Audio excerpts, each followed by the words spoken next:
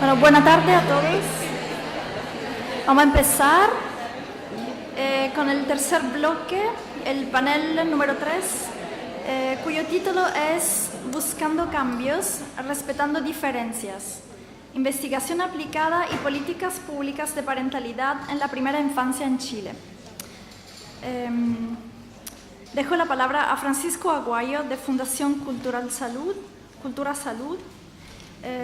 que va a hablar, va a dar una ponencia con el título Promoviendo la participación de los padres en el cuidado de sus hijos e hijas en el contexto de las prestaciones del sistema público de salud chileno.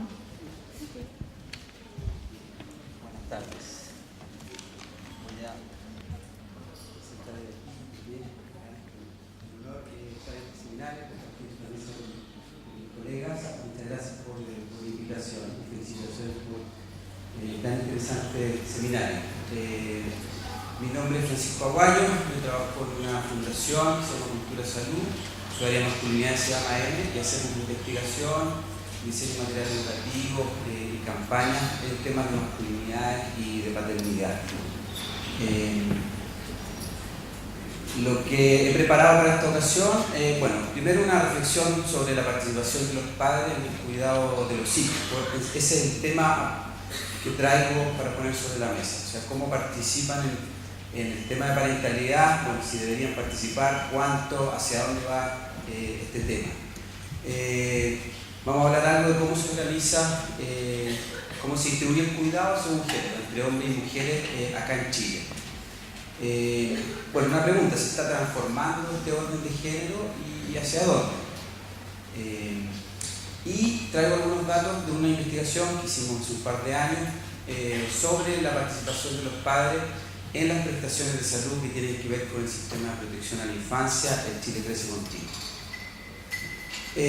Bueno, este sistema de protección a la infancia tiene cerca de 7 años de existencia, son un conjunto de prestaciones como los controles prenatales, el parto, los controles de salud, y son un espacio donde los prestadores de salud, las prestadoras de salud interactúan con las familias y en ocasiones también participan los padres en estas prestaciones.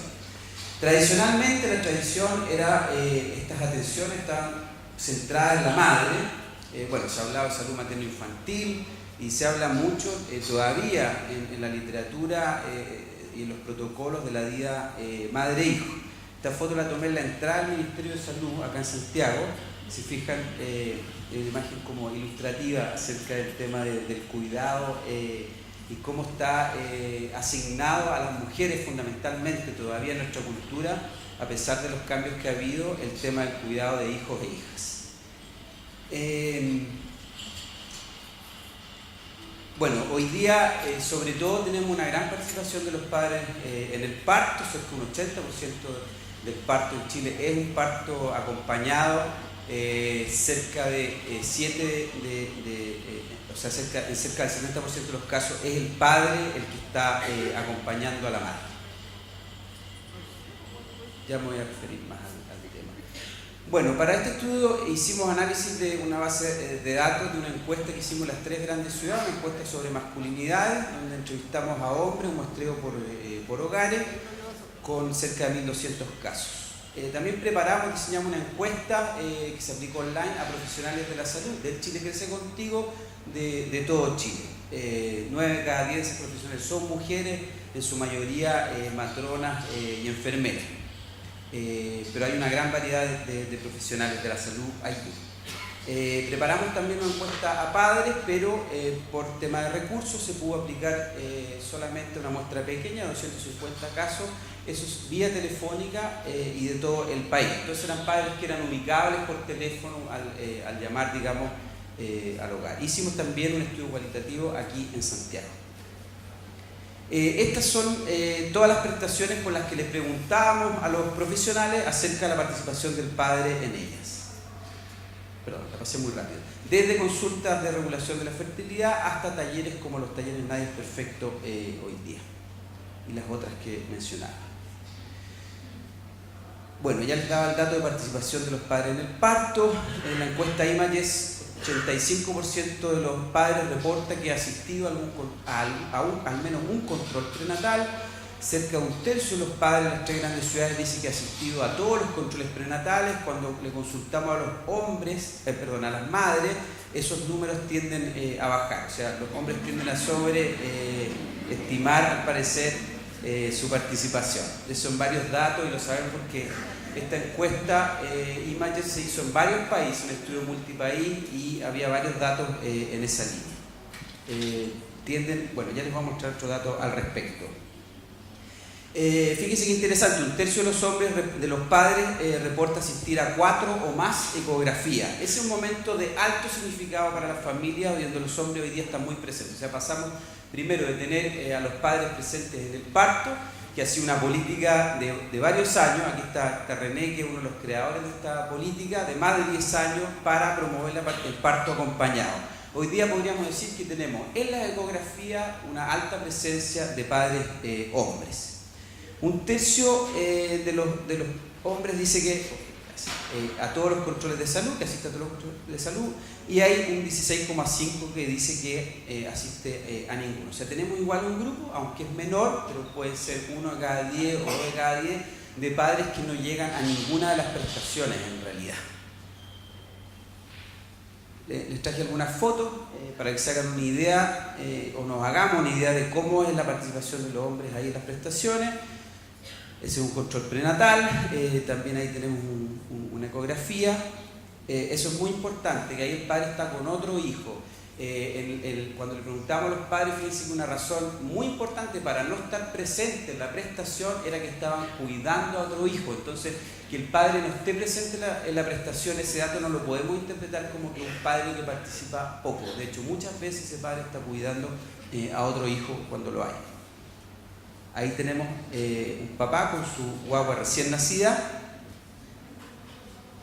Ese es un papá que es muy interesante ese caso, porque son casos en el sistema público de salud, que en Chile, ustedes saben, atiende a cerca del 70% de la población. Es un caso muy interesante porque ese es un padre que estaba a cargo de ir a todos los controles de salud. Entonces, tenía un gran manejo, eso le llamaba la atención a los profesionales de la salud, y muchas veces le ocurría que llegaba y los profesionales de salud miraban, ¿y la mamá dónde viene?, ¿no? Entonces, el sistema está diseñado de alguna manera, o espera que sea la madre la que venga a cargo del hijo. Y tenemos, distintas realidades. Hoy día tenemos 1 de cada 10 familias monoparentales están a cargo de un hombre. Cada vez va a ser más frecuente que los hombres tengan la tuición, por ejemplo, algunos con tuición compartida o algunos con tuición completa en caso de separación. Está el caso de los hombres viudos también. O sea, hay varios casos donde los hombres empiezan a tener más participación en la crianza o en la vida de sus hijos. Otro terreno interesante es el terreno de los niños hospitalizados, donde las familias hacen enorme esfuerzo. A veces está la madre todo el día y el padre toda la noche, por ejemplo, acompañando a ese hijo o hija, y durante el día va a trabajar, digamos. Un padre decía, para que vean dos miradas, ¿no? Porque tenemos la participación en cada prestación puede ser muy diferente, la intensidad que el papá le pone. El papá decía en una entrevista, yo creo que ya tengo un contacto con mi hijo, trato igual siempre de hacerle cariño, me gusta hablarle o hacerle cariño en la guatita. Se fijan que todavía está en el proceso de gestación, y cuando me voy al trabajo le digo, chao, me voy, y después la guatita, chao hijo, que estés bien, pórtate bien, no le hagáis pasar malestar a tu mamá. Y trato de estar siempre ahí en contacto, porque creo que hace bien igual hablarle para que después vaya reconociendo voces y tratar de que tengamos un lazo antes de que nazca. Se fija, un papá muy conectado con su hijo o hija. Otro papá dice, la acompañaba a la madre, aunque sabía que mi gestión no era más, o mejor dicho, que bien digo, que mi gestión no era más que logística, porque era en el sentido de llevar a la mamá con los niños al doctor, porque yo entraba y me quedaba ahí sentado, poco entendía que hablaban, sabía que le habían puesto la vacuna, que estábamos en control sano y a veces estaba enfermo, pero no cacho nada de remedio, nunca entendí nada. ¿Se fijan? Lo planteo también para que no tengamos una mirada idealizada del papá que participa en la prestación, y tenemos de papás muy involucrados hasta papás que en el fondo están acompañando a la madre. Ahora, el contexto para pensar el tema de la paternidad es un contexto machista todavía. Fíjense la actitud en estas preguntas. La actitud de 9 de cada 10 padres de las 3 grandes ciudades dice, en general, tengo la mayor responsabilidad de proveer a mi familia. 6 de cada 10. Dedico muy poco tiempo a mis hijos por motivos de trabajo. 6 de cada 10. Mi rol en el cuidado de los niños es principalmente como ayudante. Esa es nuestra realidad todavía en los contextos urbanos. Ahora, cuando les preguntamos, teníamos una pregunta en la encuesta Imagen sobre cuidado diario de los hijos. Si se fijan, en azul está lo que le preguntamos a los hombres, entonces el 63% dijo el cuidado diario lo resuelve siempre, usualmente la madre. Hay casi un tercio, un poco más de un cuarto que dice lo resolvemos en parte igual en conjunto, y hay un 7,7% que dice lo resuelvo yo solo. Ahora, cuando le preguntamos a las mujeres en la región metropolitana, en realidad 8 de cada 10 dice lo resuelvo yo, dice la madre. Hay un 20% que dice lo resolvemos en parte igual en conjunto, y este valor baja mucho. Eso lo encontramos en los distintos países de la encuesta, pero es interesante porque podríamos pensar que tenemos un quinto de familias, por lo menos en el contexto de Santiago, donde es la madre que dice que resuelven el cuidado diario en conjunto. También las tareas son muy segregadas según género, es otra realidad muy importante. Lo que los padres reportan más hacer es jugar con los niños. Cuando le preguntamos otras cosas, cambiar pañales, bañar a los hijos, cocinar o preparar alimentos, esa participación, ese reporte baja. Entonces es un tema muy importante a trabajar con los profesionales, que den indicaciones que no sean lo típico, lo clásico, decirle, usted juegue con la guagua, juegue con su hijo. Vamos a saltar eso. Un punto que quería transmitir es el tema de las actitudes de los profesionales. Aquí los colores están cambiados, les voy a mostrar 2 diapos, pero no importa. Un tercio de los profesionales de todo Chile, de los que contestaron la encuesta, que fueron 1.800 casos aproximadamente, dice que en alguna acción, como hacer pasar a los padres, dirigir la palabra, entregar instrucciones, entregar indicaciones y dar la hora al próximo control, se dirige en realidad más a la madre, cuando tiene a los dos al frente. Cuando le preguntamos a los padres de todo el país, en realidad es la mitad de ellos que dicen que en realidad los profesionales se dirigían más a la madre. Entonces ahí tenemos un tema a trabajar con los profesionales, trabajar con sus actitudes. Un papá decía, la información siempre se la dan a ella, nomás a mí no, a veces conversan más con ella que con uno. Claro, por último, que nos planteen las cosas a los dos, no sé, pues si te cita el doctor, que nos citen a los dos, no solamente a ella. Lo que los profesionales reportan más decirle a los padres es que estimulen a la guagua, a los padres hombres, ¿no? Que compartan el cuidado con la mamá, que jueguen con el bebé. Lo que menos reportan decir es alimentar y preparar alimentos, tomar en brazos al bebé, bañar a su hijo. Entonces hay un tema interesante de pensar ahí el tipo de indicaciones que los profesionales dan y que pensamos que deberían dar. Otra asociación interesante tiene que ver con la actitud de género. Teníamos unas escalas de actitudes de género en este estudio y encontramos que efectivamente se dirigen mucho más igualitariamente cuando tiene una pareja al frente, o sea, se dirigen tanto a la madre como al padre, a aquellos profesionales que tienen actitudes de género más equitativas, menos machistas, según una escala que aplicamos que tiene como 30 ítems, aplicada en varios contextos. En este estudio también encontramos varias barreras entonces para la participación de los padres, desde barreras socioculturales. Por ejemplo, la segunda barrera más mencionada por los profesionales es que es la tradición de trabajar solo con las madres en el sistema de salud. Bueno, los padres reportan que el sistema no es muy amigable con ellos. El tema trabajo es extraordinariamente importante, lo mencionan tanto los profesionales como los padres. Y el tema de los horarios también. Ahí hay un tremendo tema. De hecho, la otra vez estaba en Corral trabajando estos temas y tuvieron un problema con un fonoaudiólogo, un especialista. Entonces solo encontraron una persona que podía ir el día sábado y estaba lleno de papás hombres. O sea, no es necesariamente que los papás no quieran participar en las prestaciones, sino que también hay un tema con el trabajo y con los horarios que se ofrecen las prestaciones de salud. Ahí hay un tema grande que trabajar. Bueno, hay problemas de registro, no siempre se registra la participación del padre, hay problemas de infraestructura, fíjense, los profesionales dicen que solo un 6% de los baños de hombres hay mudadores, cuando sabemos que el papá muchas veces está en la sala de espera cuidando a otro hijo. Y bueno, faltan materiales y protocolos para incluir a los padres. Hay una foto en sala de espera, es un territorio donde podemos trabajar más con los papás, intervenir, poner material. El tema de lactancia me parece que es un tema muy importante, muy poco trabajado. Hay alguna evidencia que plantea cómo mejoran las condiciones, por ejemplo, que la lactancia materna exclusiva puede ser más larga y con mayor producción de leche cuando el papá está efectivamente apoyando a la madre en las tareas domésticas.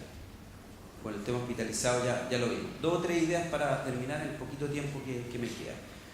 Bueno, como ven, en realidad el tema que yo trabajo tiene que ver más con el tema de género, esa es la perspectiva. Entonces, ¿qué puede aportar la perspectiva de género para pensar el tema de paternidad?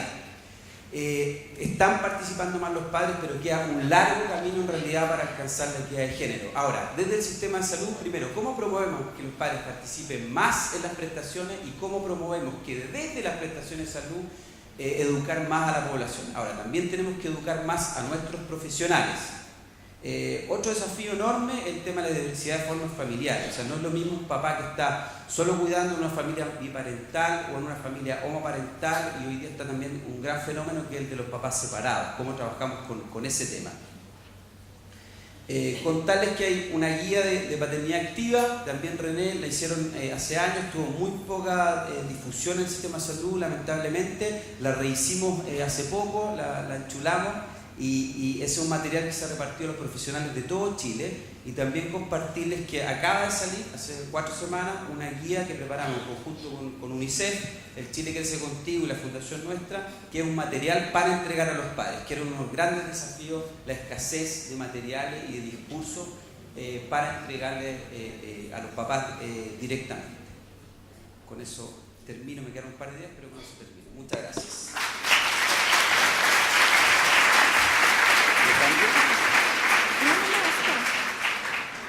Muchas gracias, Francisco. Tenemos unos minutos para una preguntita, si alguien tiene una pregunta. ¿No? Al final toda junta. Ok, ya había calculado 5 minutos. Ok, perdón, después entonces. Entonces, van a hacerlas después, al final. Dejo la palabra a Oriana Zanzi. Su charla tiene el título de Promoviendo la participación de los padres. No, perdón. Interculturas, instrumento para la medición de criterios interculturales en los programas que trabajan con infancia.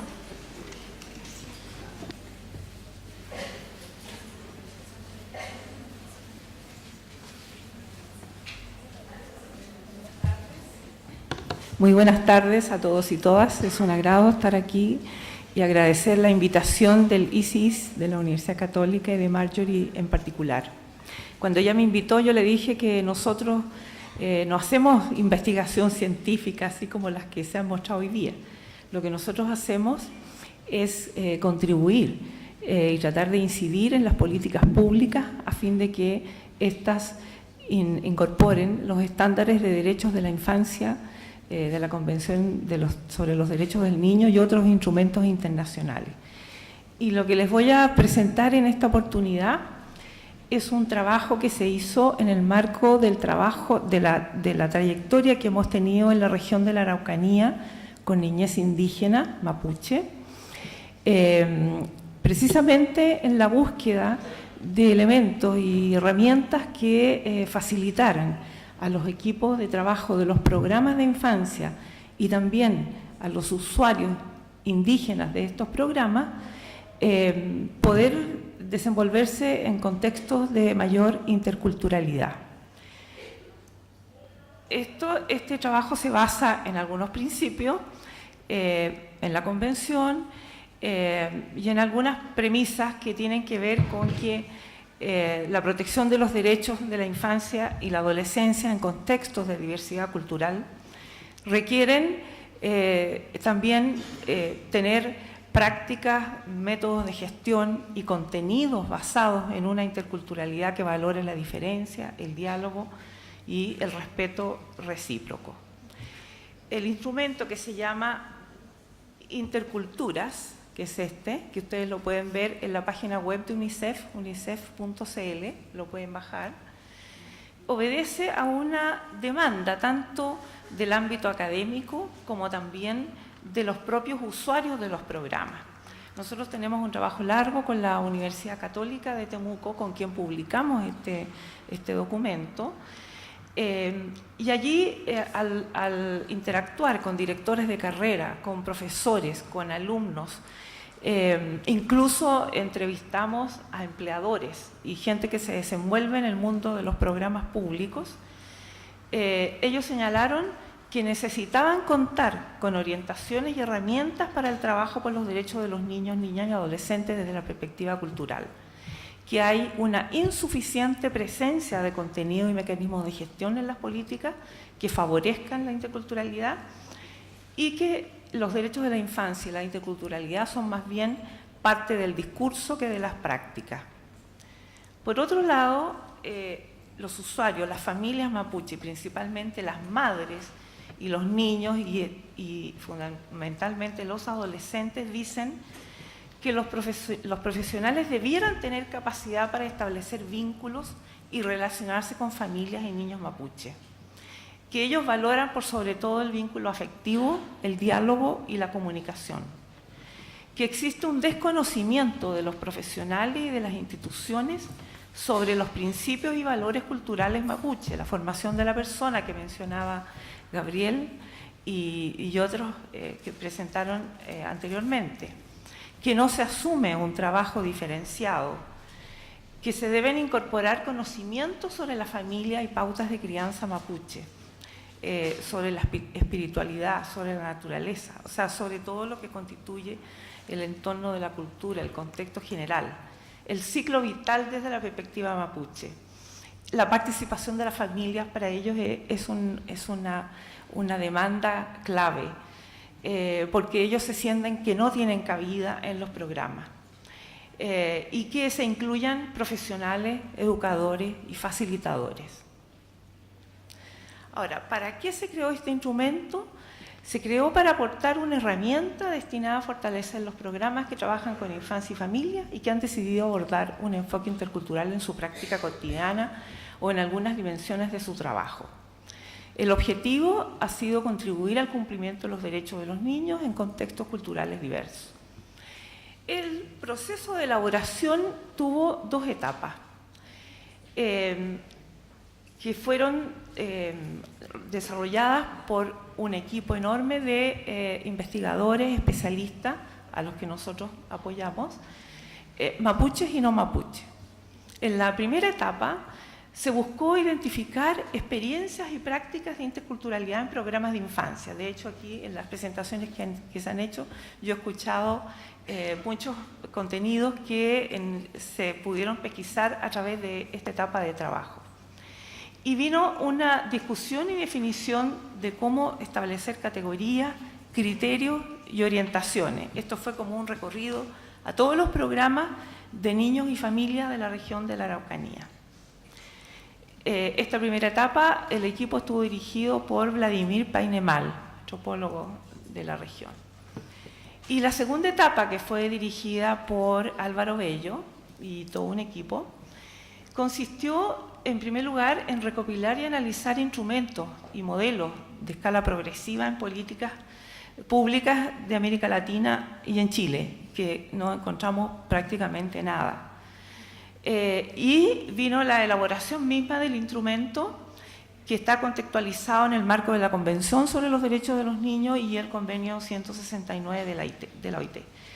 Y esta etapa finaliza con una fase de validación de este instrumento a través de grupos focales, paneles de expertos, aplicación de programas. Aquí participaron académicos, ejecutores de programas, profesionales, técnicos, líderes indígenas, en fin, muchos que colaboraron en esto. Y la estructura del instrumento, que no tengo tiempo yo para contarles los contenidos, ¿no? Pero la estructura contiene una aproximación teórica al concepto de interculturalidad desarrollada por estos equipos. En segundo lugar, tiene 3 dimensiones que agrupan 12 criterios de interculturalidad, cada uno con una orientación para su aplicación y el estándar que explica cuál debiera ser el máximo a alcanzar, y 38 indicadores. Un manual de aplicación que indica cómo aplicarlo, y el instrumento propiamente tal, que es un instrumento que tiene ciertos códigos numéricos, en fin, para facilitar la tarea de identificar estos criterios y sobre todo para desarrollar un diálogo y determinar en qué etapa o en qué situación se encuentra el programa. Las tres dimensiones que se consideraron fueron el reconocimiento y valoración de la diversidad y diferencia cultural. En segundo lugar, la disminución de asimetrías socioculturales. Y la tercera dimensión es la generación de una comunicación efectiva. Estas dimensiones contienen los criterios, contienen los indicadores.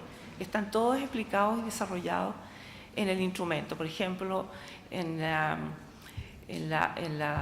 reconocimiento y valoración de la diversidad hay ahí criterios e indicadores para que los equipos de los programas puedan responderse ellos mismos hasta qué punto los contenidos y la gestión del programa valora la cultura, qué es lo que valora, en fin, está súper desarrollado y muy detallado. Entonces yo creo que puede ser un instrumento muy útil precisamente para desarrollar estos procesos de reflexión. El instrumento puede ser aplicado de dos formas. Una, facilitada por un externo, o autoaplicado, porque contiene todos los elementos para que los propios equipos lo usen. Y a partir de esto, contrastar la práctica con el estándar. El análisis de los resultados que se encuentran aquí se pueden agrupar en dos fases. Una fase cualitativa, que es el proceso de reflexión, que yo creo que es lo más importante, es decir, cómo los equipos y en conjunto con los usuarios pueden pensar, teniendo a la vista estos criterios, por qué es necesario incorporar la interculturalidad, qué trayectorias han tenido ellos. Tienen ciertas prácticas que a lo mejor no las han significado como prácticas interculturales, pero de hecho lo son. Todo eso ha ido surgiendo en el diálogo entre los equipos y ha sido una etapa muy, muy rica. Luego está la fase más cuantitativa, que es de diagnóstico, que tiene esta escala sumatoria que yo les contaba, que da cuenta de los niveles de implementación de los criterios. Y esto se puede expresar como en tres niveles, como resultado de esta reflexión y de este diagnóstico. El programa puede estar a un nivel de prácticas insuficiente, un nivel intermedio que es camino a la interculturalidad y otro que son prácticas ya instaladas. Y para terminar, lo importante es que las principales características que tiene este instrumento es esto que les señalo, que propicia la reflexión. Esto es un instrumento para el diálogo, para enriquecer la gestión de los programas, para diseñar de manera más pertinente lo que se hace y la respuesta a los niños, las niñas y los adolescentes indígenas y no indígenas. La idea es poder fortalecer este encuentro conjunto, este diálogo conjunto. Es un instrumento flexible, permite integrar otros elementos que los propios equipos puedan ir encontrando en su quehacer y puedan ir ellos mismos construyendo y creando. No es una receta para nada, es simplemente una guía y una orientación. Y por lo mismo facilita el desarrollo de procesos progresivos de pertinencia intercultural. No es un mecanismo de evaluación de las instituciones y programas para nada. No se pretende clasificarlas si están mal, si están bien o en el intermedio, sino que es un instrumento orientador y aporta un cierto marco operativo de interculturalidad que sirva para orientar la incorporación de estos criterios. Eso.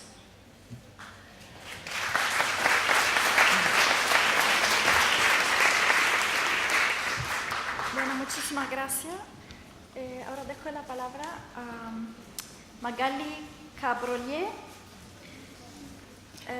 que va a hablar de hacia un modelo de evaluación de parentalidad en Chile, la exigencia de pertinencia y flexibilidad. Oriana Sansi, coordinadora, Magali Cabrolier, está todo pegado el texto, me confunde. La Magali es directora del proyecto Fundef IDEA.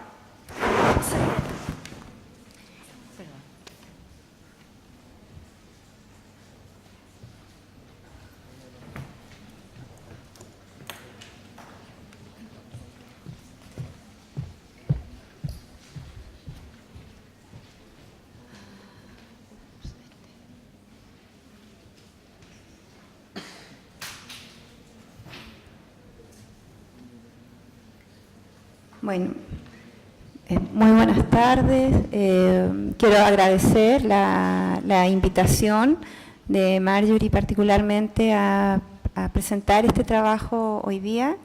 Sé que ha sido una mañana larga y extenuante, así que voy a hacer lo posible porque pueda transmitirles también en forma grata lo que quiero contarles.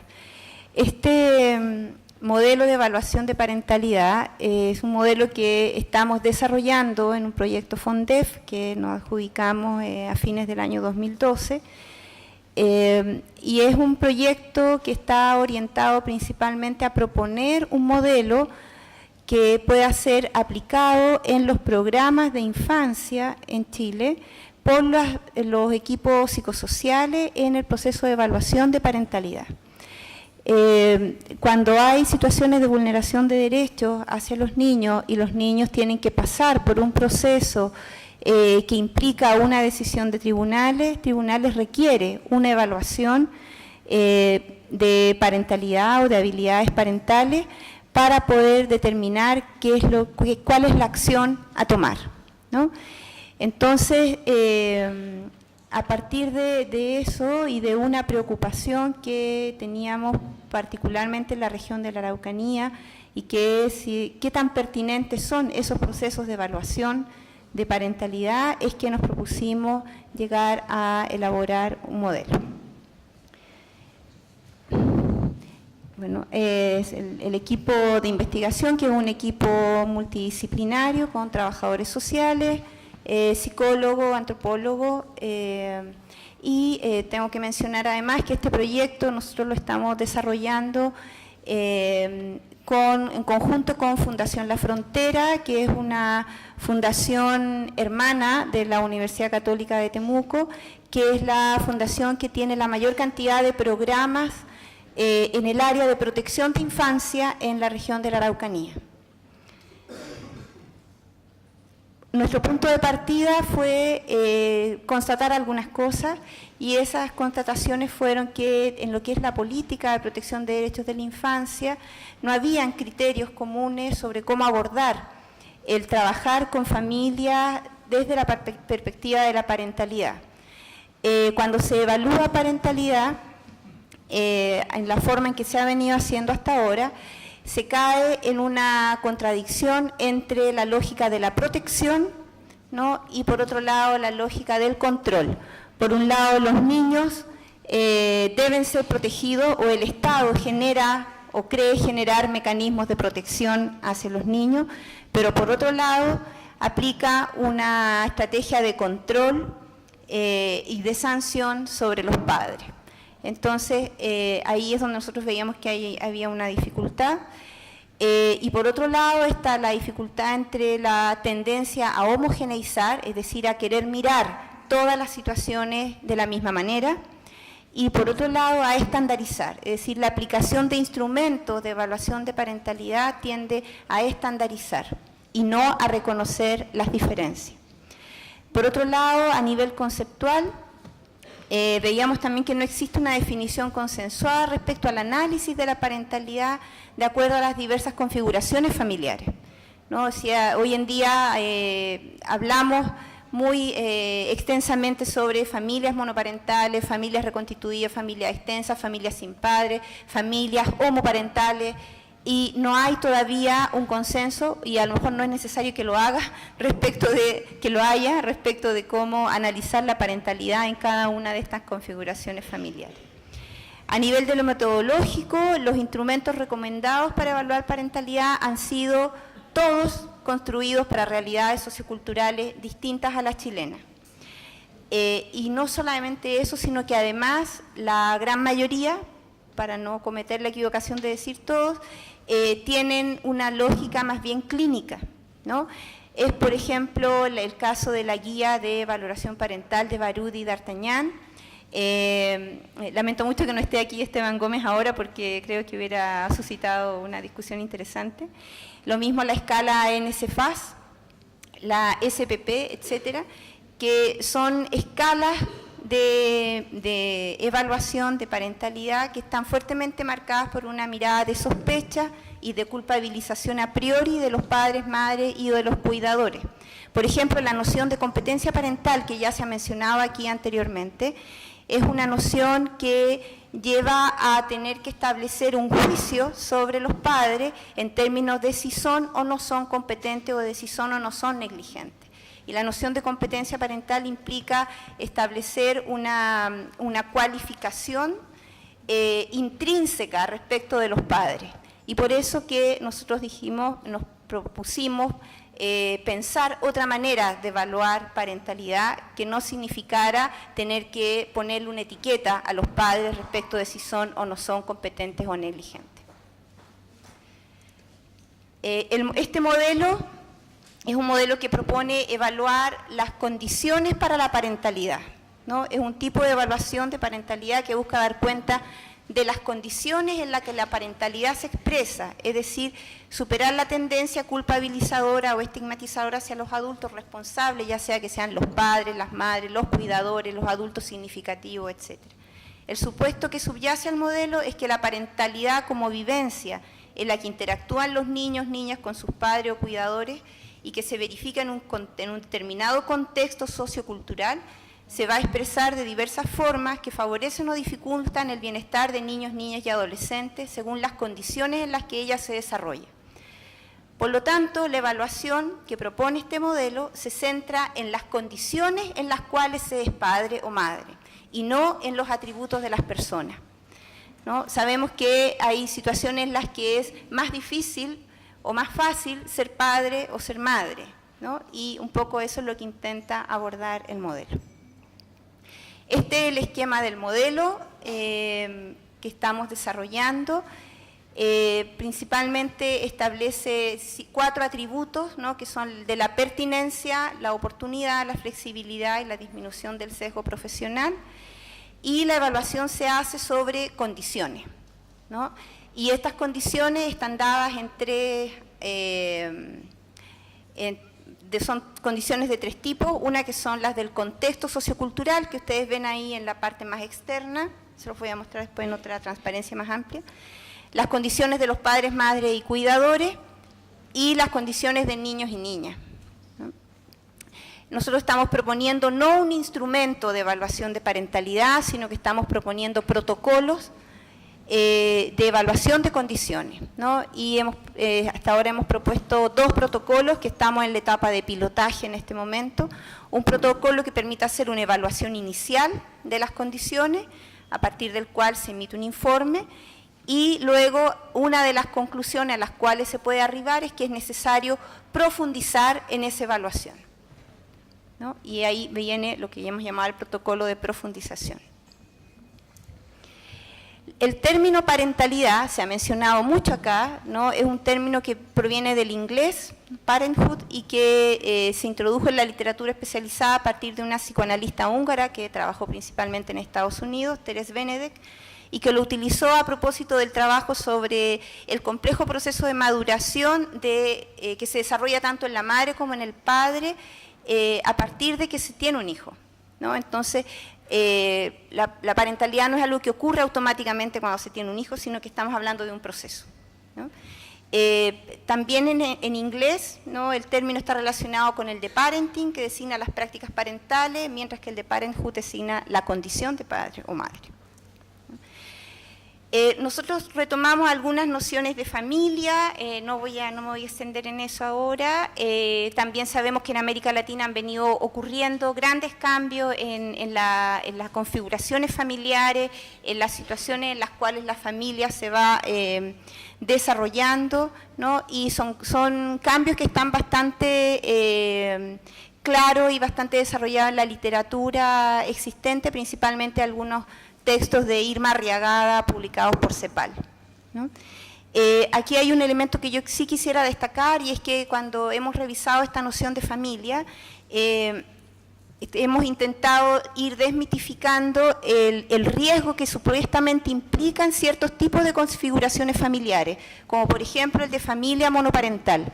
Cuando se revisa la literatura sobre familia o sobre competencias parentales, el ser familia monoparental supondría un mayor riesgo para los niños en términos de vulneración de derechos.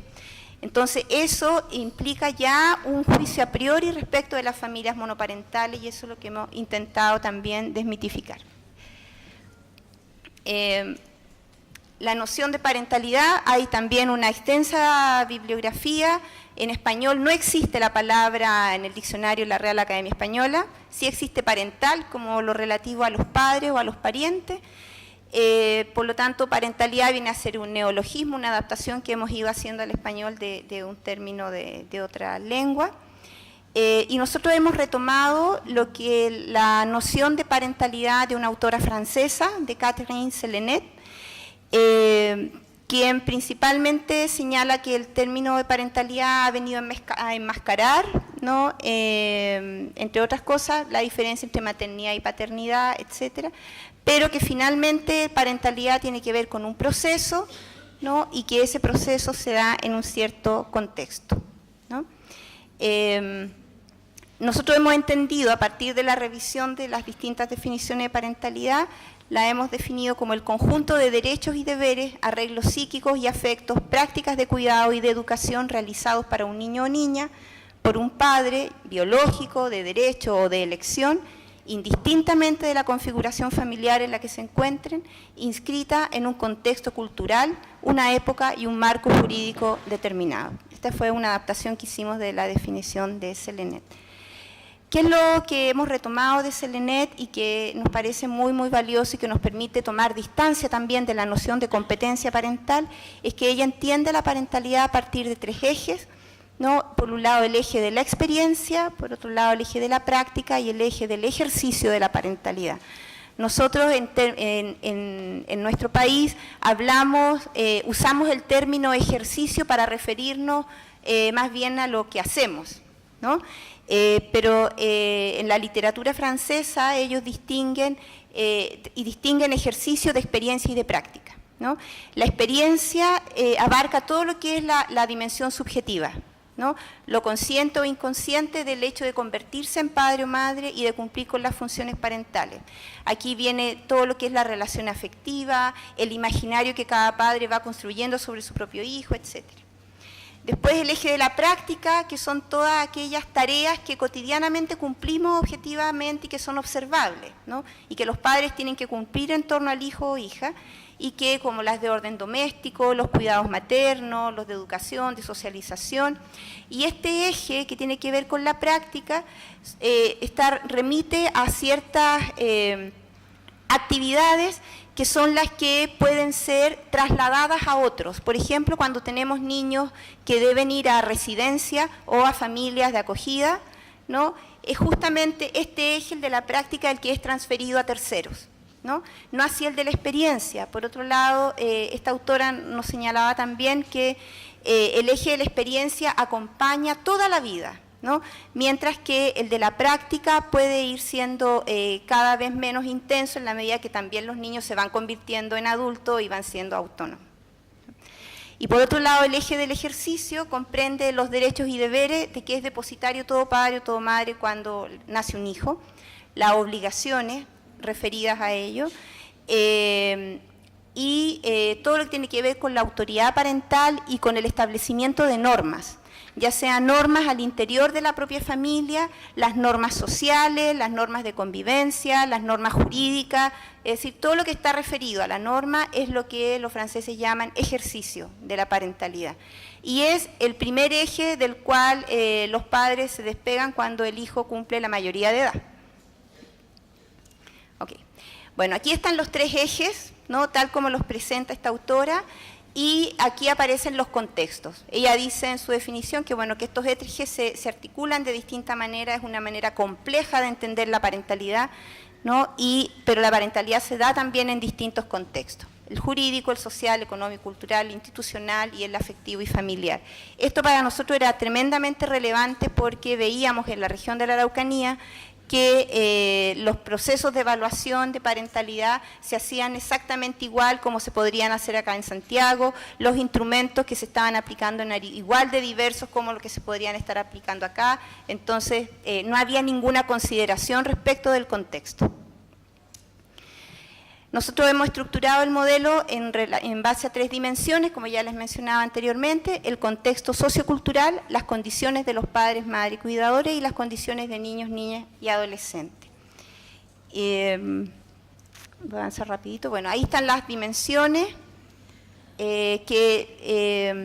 Para construir estas dimensiones también hicimos una remirada y una relectura del modelo británico en la versión en que se ha venido trabajando en Canadá, ¿no? Que tiene otra forma, pero que refiere también a esta valoración de los distintos ámbitos en los cuales tanto padres como niños, ¿no?, y familia están inmersos.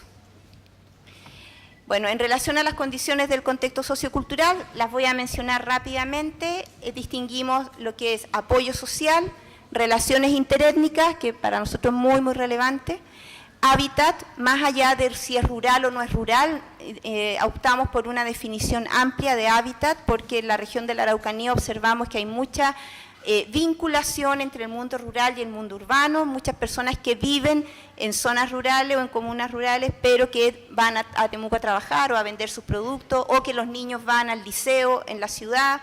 Entonces hay una fuerte interacción, ¿no?, en términos no es tan clara la distinción rural-no rural. Situación económica y trabajo, estos serían los aspectos referidos a las condiciones del contexto sociocultural, que pueden facilitar o dificultar la tarea parental.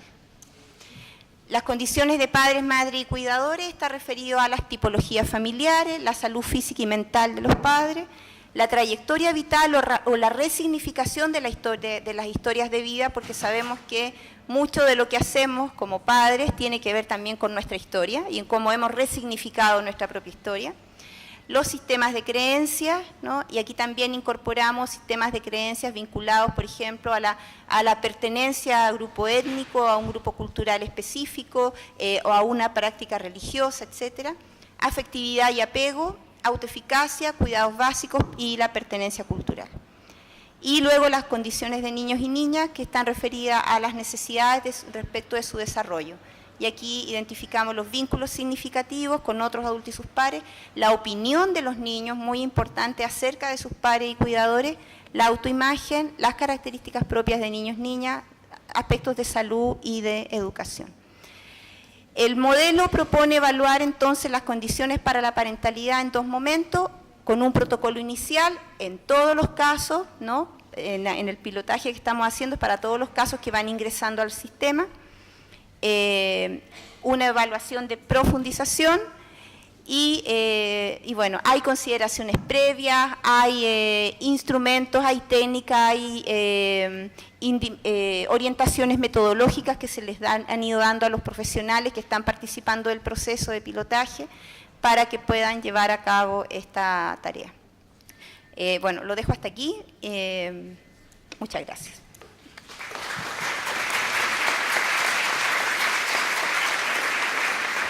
Bueno, muchas gracias Magali. Ahora tenemos 10 minutos para una ronda de preguntas. Así que antes habían 2 personas que querían hacer una pregunta. Acá. Allá.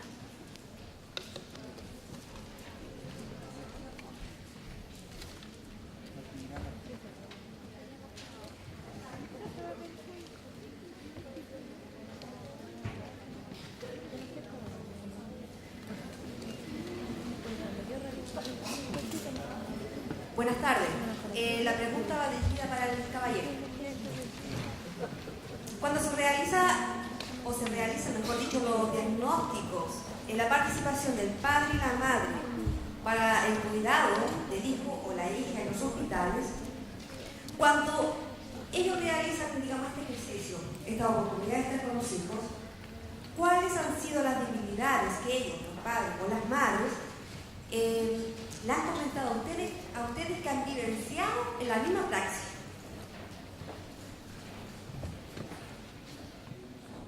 No sé si entiendo del todo la pregunta. ¿En la experiencia de ellos en su propia paternidad? No, en el mismo programa. En el mismo programa, estando el padre y la madre al cuidado de su hijo enfermo Ah, ok. Sí, ya hablamos, digamos de las ventajas, ¿cierto? De las potencialidades. Pero de acuerdo al estudio que ustedes han realizado, como la fotografía que vimos del señor mirando o cambiando el paño al bebé, Sí. entonces, ¿cuáles han sido las debilidades que les han comentado de las diferencias mismas en la Ok, práctica? ahora entendí. Ok, gracias. Un par de ideas. Uno tiene que ver con los horarios. O sea, hay lugares que tienen centros de salud, hospitales, que tienen el mismo horario de atención, tanto para la madre como para el padre, pero hay otros en Chile que tienen horarios diferentes, o sea, le dan muchas más horas a la mamá y menos horas al papá. O sea, hay algunas cuestiones que tienen que ver con lo material. Otra cuestión que mencionan los padres y también algunos profesionales es que tienen miedo de dejar, por ejemplo, en la noche a niños menores con el papá. O sea, hay miedo con el tema del abuso sexual. Y eso también se convierte en una gran barrera para permitir el acceso de algunos padres, sobre todo en la noche, que hay menos circulación de profesionales. Son experiencias como de ese orden, digamos. Sí, pero en tema como bien específico, fue una parte del estudio, no es que todo el estudio ha sido sobre hospitalizado, ¿no? Pero hay un mundo ahí. Sí.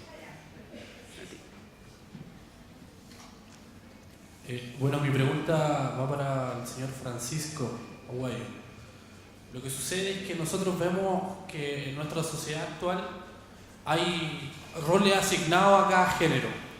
Esos roles están constituidos dentro, valga la redundancia, de una constitución, la cual es la norma máxima dentro de una nación, en la cual nosotros vemos que existen ciertos tipos de instituciones a las cuales existen mayoritariamente mujeres y hay otras instituciones que existen mayoritariamente hombres. Mi pregunta es la siguiente. Lo que pasa es que hace poco se aprobó otro postnatal de 3 meses, ¿cierto? Y eso hace un postnatal en total de 6 meses. 5 y medio. Ah, claro, ya. Entonces, mi pregunta va en que ¿usted cree directamente que el postnatal viene a ser un instrumento más de inequidad de género dentro de la sociedad? Mira, para mí primero la cuestión con el tema de políticas, ¿no? Es si queremos transformar o no el orden de género. Entonces, hay políticas que en realidad refuerzan a las madres, que sean las mujeres las que se dediquen al tema del cuidado. Es interesante la experiencia de los países nórdicos porque tienen postnatales masculinos largos y exclusivos, junto con otras políticas de lograr equidad de género en la familia por más de 30 años y han logrado que la distribución sea 60-40. O sea, todavía en los países más equitativos del mundo las mujeres tienen más tareas a su cargo que los hombres, no es 50 y 50. Ahora, un buen postnatal, un buen diseño postnatal es un postnatal con sistema de cuotas, es decir, que hay un periodo para el padre que es exclusivo para él, que es intransferible hacia la madre, que si no lo toma se pierde. Entonces, nosotros tenemos un buen postnatal que es el de 5 días del posparto, pero solo para padres trabajadores con contrato de trabajo. El diseño del postnatal, de la llamada licencia parental, en el caso de los hombres, en realidad es un muy mal diseño si es que lo que uno quiere es involucrar a los hombres en la paternidad. La experiencia comparada te dice que cuando es alternativo, un modelo alternativo, lo toman casi exclusivamente las madres. O sea, más del 2% es muy difícil tener de hombres tomando el postnatal. Por eso se requiere un postnatal adicional si uno realmente quiere involucrar al hombre en su paternidad y que la carga de cuidado empiece a ser compartida entre hombres y mujeres. Eso.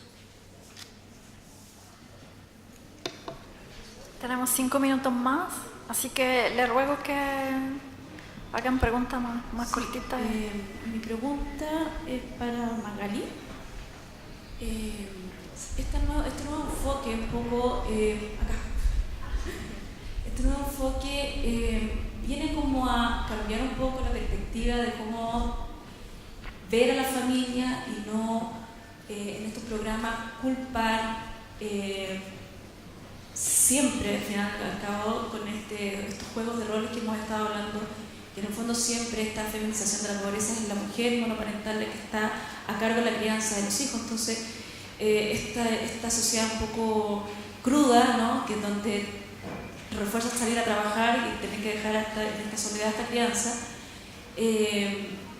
No sé, siento que han habido muchas exposiciones donde me queda muy claro que la diversidad es como el punto focal, donde que no ha estado visto, está absolutamente invisible. Por otro lado, las metodologías no han sido las apropiadas para ver estas diversidades.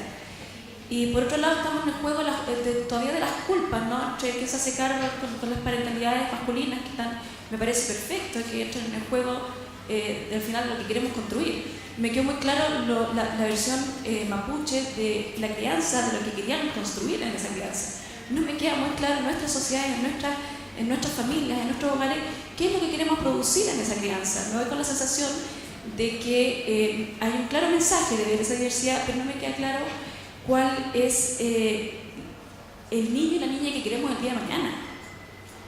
No me queda claro eso. Veo las ganas de la participación y las nuevas metodologías y una esperanza con la metodología que tú propones, y que me gustaría que la explicaras un poquito más si eso va a estar en distintos programas que ayuden de verdad a los profesionales a ver con un rostro diferente, no culposo hacia la mujer, porque en definitiva me quedo con las mujeres, la otra versión anterior, ¿no?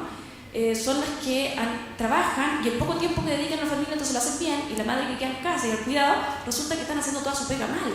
Entonces, no sé si esa metodología que tú dices podrá ayudar efectivamente a los profesionales hoy día a ver esos grupos psicosociales que tú dices de una realidad distinta. Bueno, te agradezco mucho la pregunta. La verdad es que el modelo que nosotros estamos proponiendo es una propuesta. Hasta ahora hemos tenido el apoyo de Sename Nacional para ir avanzando en este proceso de investigación. No sé si ese apoyo se va a mantener en el tiempo, pero la idea es que una vez que el modelo esté probado, porque obviamente estamos en la fase de pilotaje, luego hay que evaluar, luego habrá que hacer adecuaciones, hay toda una serie de pasos todavía que seguir. Y nuestra aspiración es esa, es poner al servicio de los programas que trabajan con infancia una herramienta mucho más pertinente para evaluar parentalidad, que no se agote en un instrumento, por eso hemos pensado más bien en protocolo, y con estos atributos de pertinencia, flexibilidad, oportunidad y disminución del sesgo, de manera que sean los propios profesionales, en la medida que conocen bien el contexto en el que están desarrollando su trabajo, puedan tomar decisiones también de cómo evaluar, qué evaluar, ¿no? Sobre qué aspectos, en qué aspectos enfocar la atención. Ahora tu pregunta yo creo que va más lejos, porque apunta también a pensar, bueno, qué tipo de niño, qué tipo de familia queremos, ¿no? Por ahora el referente que tenemos es la Convención de los Derechos del Niño, ese es el referente que tenemos, pero yo creo que es una tarea mucho más grande que hay que hacer como sociedad. Y obviamente ahí las políticas públicas tienen un papel fundamental.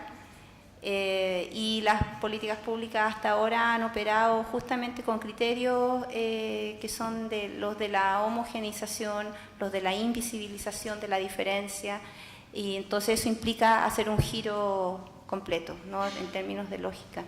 Pero es nuestra aspiración. Ahora es una aspiración grande para un equipo de investigación de la Araucanía, que por ahora estamos ahí, pero quisiéramos en otro momento más adelante poder llegar a proponer un instrumento a nivel nacional, que así como pueda ser pertinente para el contexto mapuche o para el contexto pehuenche, lo sea también para el contexto aymara o para las familias de mineros en el norte, para las familias de gitanos, para las distintas pertenencias religiosas, etc. En realidad el tiempo terminó, pero no sé si alguien tiene alguna pregunta para Oriana.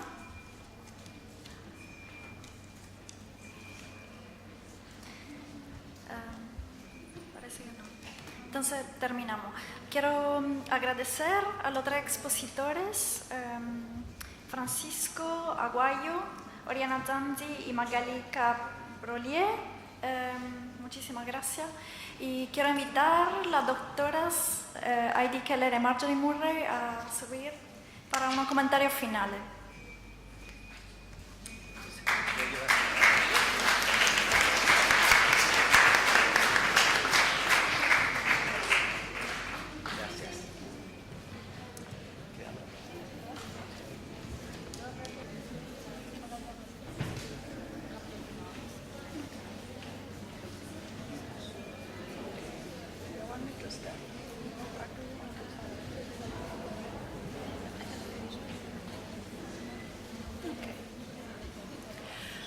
Okay.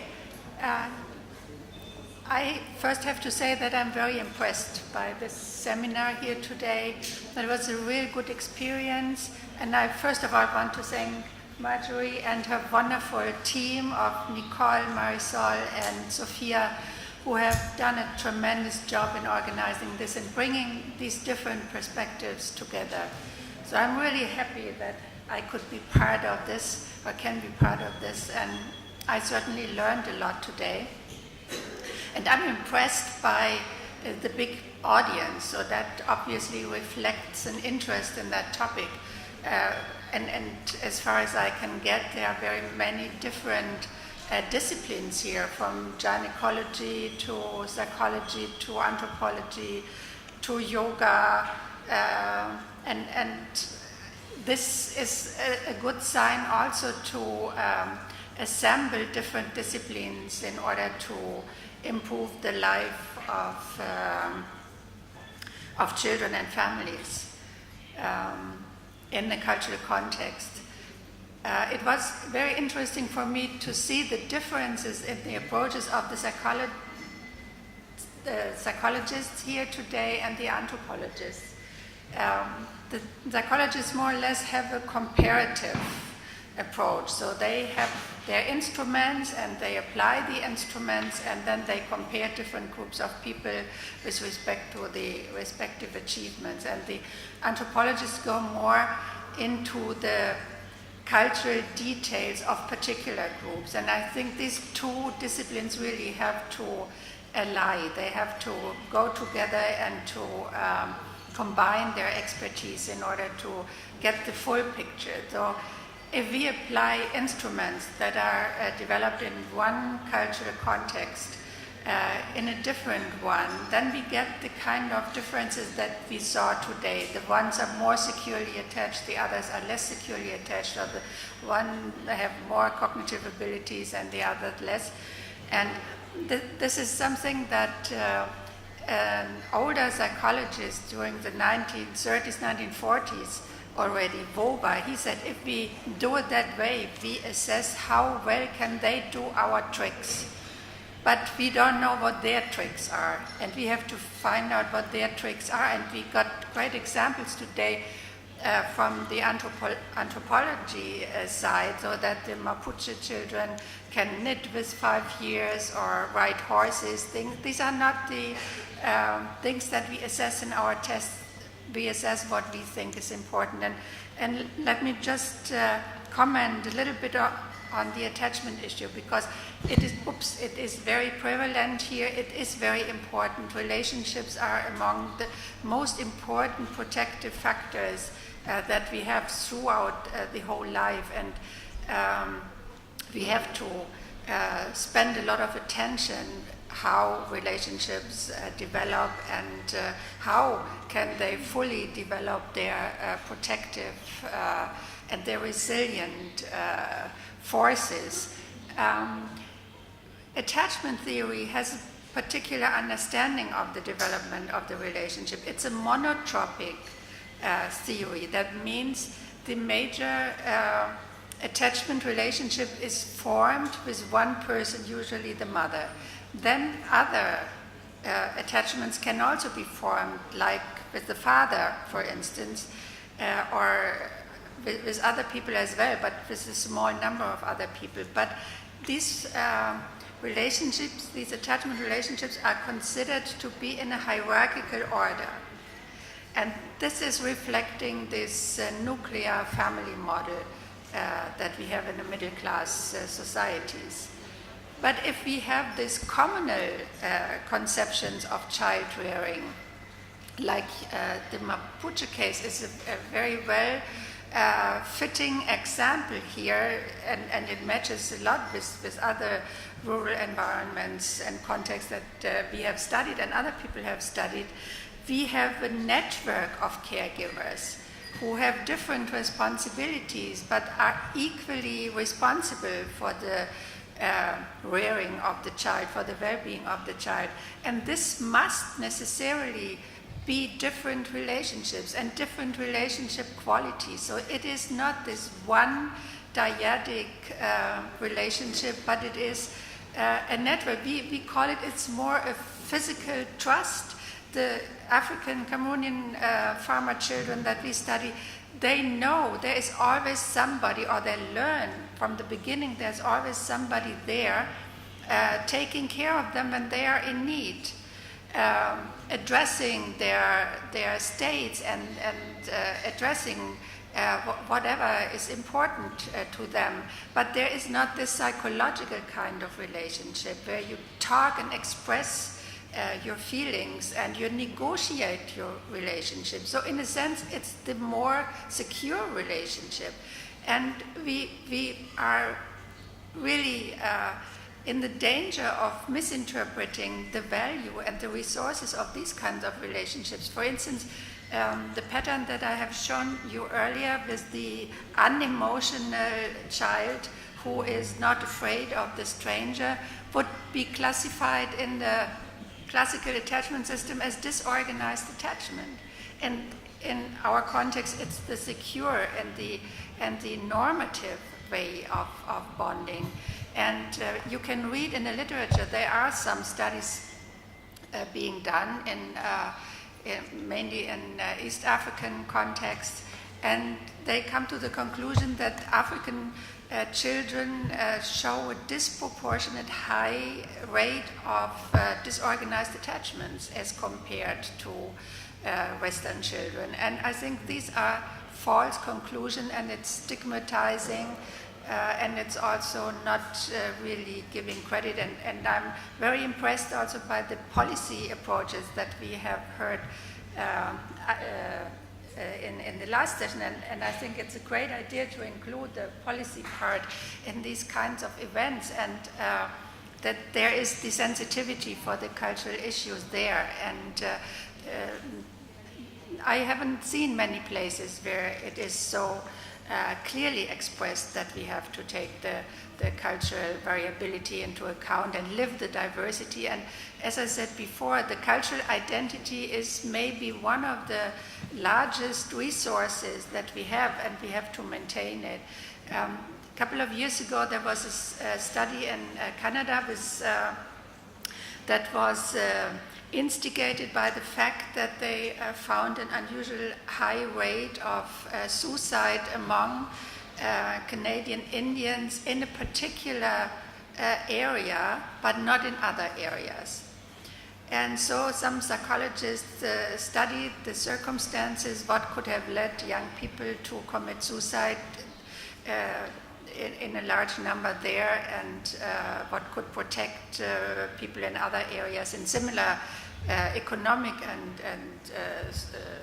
living circumstances of not doing it. And they found out that where people committed suicide, there the cultural tradition had disappeared. So there was not the original language anymore, and they didn't celebrate the festivities and all the cultural events, and they didn't have these oral traditions of the stories and the narratives from generation to generation that had disappeared, and that made the people vulnerable.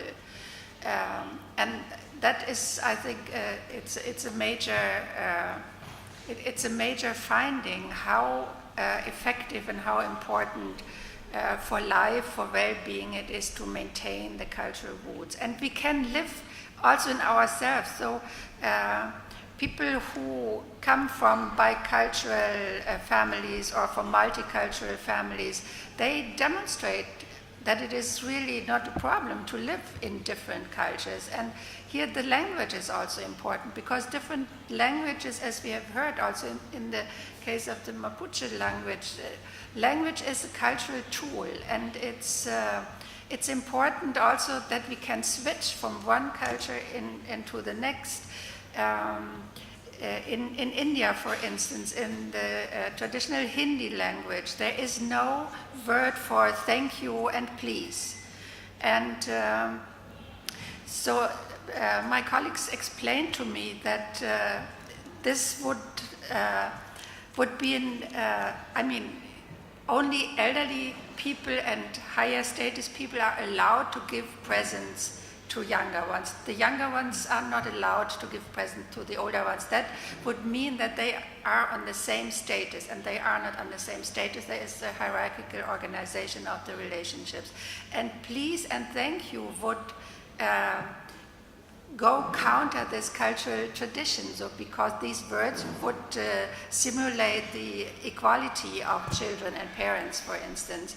But of course, the urban, educated Indian families have different traditions meanwhile, and the children also make gifts and give presents to their parents, and the parents expect them to say thank you and please. And what they are doing is they switch from Hindi into English when they are using these kind of conversational tools. And that this code switching is so common in many different migrant contexts, that people go back and forth among different languages, and it's at the same time expressing different cultural models, and it can be combined. And we have lots of interesting examples how different cultures can be combined. So culture is our nature.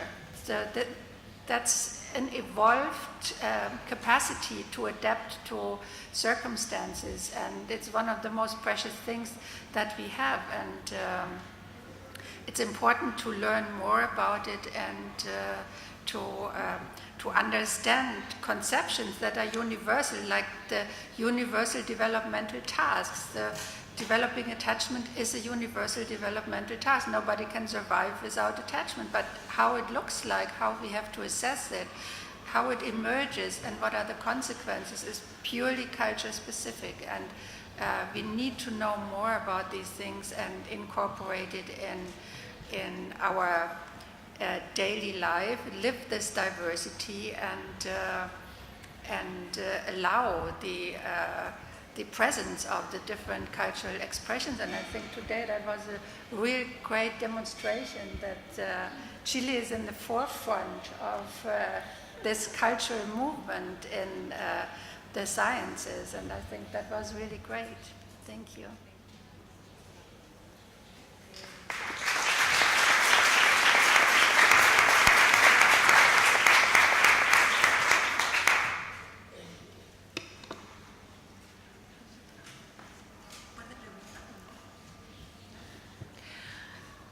Muchas gracias, Heidi, por estos comentarios finales. Efectivamente, el objetivo de este encuentro, más que traer respuestas conclusivas a cada uno de nosotros, era irnos a la casa con más preguntas, con más inquietudes, con más ganas de cruzar estas fronteras que a veces nos planteamos entre disciplinas o entre el mundo académico y el mundo aplicado. Y no solamente escucharnos, sino que, y aquí ya he estado pasando a los pasillos, hemos estado intercambiando tarjetas, hemos estado intercambiando ideas y eventualmente buscar posibilidades de trabajo conjunto para, como decía muy al principio, ¿cierto?, buscar lo mejor para nuestros niños. Y una última pequeña reflexión. Heidi nos trae a nosotros las grandes reflexiones que se pueden hacer desde alguien que ha comparado muchísimas culturas en el globo completo. A veces nosotros en Chile tendemos y nos olvidamos de que somos muchísimo más heterogéneos de lo que en realidad somos. Y no solamente respecto de los pueblos originarios, que aquí, claro, salió muy fuertemente el tema mapuche, están otros pueblos originarios, pero también tenemos gran diversidad respecto a la composición sociodemográfica nuestra, las diferencias que existen en contextos con mayores o menores niveles de educación, por poner una variable simplemente, y más allá del prejuicio o más allá de la mirada, ¿cierto?, de querer cambiarlo todo, es necesario a veces parar un poco y tratar de entender cuál es la lógica que está detrás de los modos de funcionamiento. Creo que eso es una última pequeña reflexión que quería hacer. Así es que ahora no me queda más que recordarles que completen la encuesta e invitarlos a un vino de honor para celebrar que hemos terminado nuestro evento. Muchas gracias a todos.